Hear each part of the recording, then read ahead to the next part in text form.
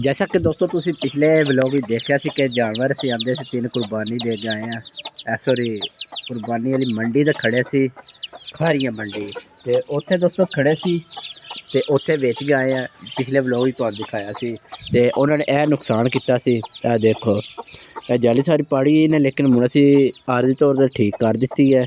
तो रात को साडा वो देखो खरगोश का बच्चा भी बाहर टिका रहा है। तो बाकी दोस्तों जी अज की अपडेट है तुहानू अज का व्लॉग स्टार्ट करने। बिस्मिल्लाहिर्रहमानिर्रहीम अस्सलाम वालेकुम दोस्तों, की हाल है? उम्मीद करना सारे दोस्त ठीक ठाक हो गए। तो दोस्तों आज सारे पहले मुर्गियां वा चलने देखने मुर्गी ने बच्चे शिच्चे तो नहीं कटे क्योंकि मैं याद नहीं हूँ कद बिठाई है। चलो जी एक मुर्गी उठी है तो दूसरी एक दाने पाने वो भी उठ खलोती है। तो आप इधरों कबूतर भी घर रखे एक दोस्तों कबूतर आते वो भी तो दिखाना। सारे पहले अंडे देखिए इधर किन्ने आए ने।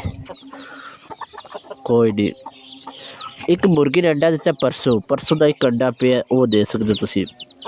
नवा अंडा कोड़ी पे आपदा वजह का पता नहीं की वजह है। दरवाज़ा बंद कर रहे हैं कि ये ना हो अदर अदर अदर। दोस्तों दाने लैके आ गया तो यह पाने देखने मुर्गी बाहर आंदी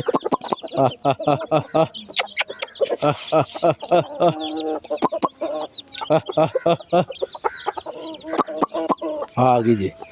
देखने बच्चे निकले ने कि नहीं निकले।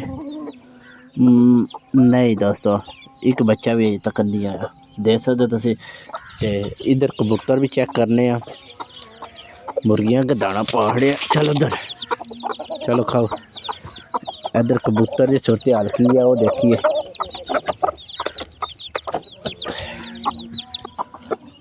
लो जी दोस्तों न्यू सरप्राइज वो देखो असील ने उत्थे एक अंडा दिता सी वो एक अंडा पे देख सकते माशाल्लाह। कबूतर लै गए हैं कबूतरी है दोस्तों इधर वास्ते कबूतर लै गए हमने। खरगोश के बच्चे इत्थों बाहर निकल आए जे। है देखो माशाल्लाह कितने क्यूट माशाल्लाह। देखो आ रहे ने बाहर ऐस खुडे ते कबूतर के दाना पाड़ी थोड़े खा ले शबत। तो ये वास्ते जो कालू ने घर रखे दोस्तों अज असी वह भी लैके आना इंशाअल्लाह। थोड़ी देर बाद वह भी लैके आवे ये नाल छड्डां दे। तो लाजमी तुम कमेंट करके दसना तुहानू ये कबूतरी कैसी लगी है। तो नज़दीक दिखाना ये लक्की जे ना लट्ठी है ना लक्की है क्रॉस होया देख सकते तुसी। ए देखो माशाल्लाह बहुत ही खूबसूरत मन लगी है। तो मैं दोस्त को ले आया है देखो।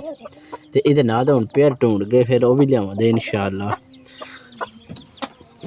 थोड़ा साइड दे ना साइड दो ए माशाल्लाह। ए देखो इधर पुछल देख सकते हो बुंडे विच काले पत्थर ने देखो अद्धे चिट्टे अद्धे काले माशाल्लाह बहुत ही सोहनी है माशाल्लाह।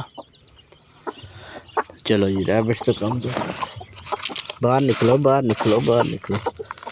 दाने तो वैसे रज हो गए दोस्तों। तो हुण आपां इनू बंद करिए पानी रख के। इधर चूजे जे माशाल्लाह 5 चूजे निकले 5 तो 5 माशाल्लाह इस टाइम ठीक है। लेकिन धुंध बहुत ज़्यादा पड़ रही है। तो देख सकते हो उधर छोटा भरा लगे लकड़ियाँ टुकन तो लगे असी अग बाल के सेकन। उधर राजू लगे पराली कुतरा लगा तो मैं इन्हों दाना पानी पा लगे।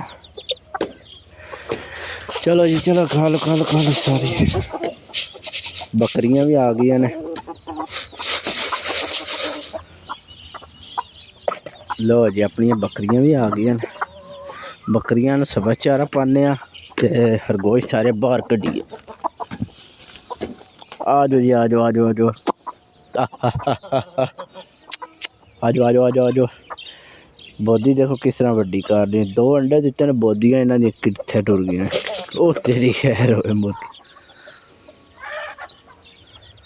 माशाल्लाह देख सकते हो। उन्हीं ना पानी रखने दोस्तों पानी रखने सारे तो पहला तो उस तो बाद असी अग बाल के सेकन लगे। तो अज का व्लॉग बस दोस्तों इत्थे ही एंड करने। व्लॉग अच्छा लगा लाइक शेयर लाजमी करियो। चैनल तो नहीं चैनल सब्सक्राइब कर लियो। आप मेरे नेक्स्ट व्लॉग तब तक अपना ख्याल रखो। अल्लाह हाफिज़।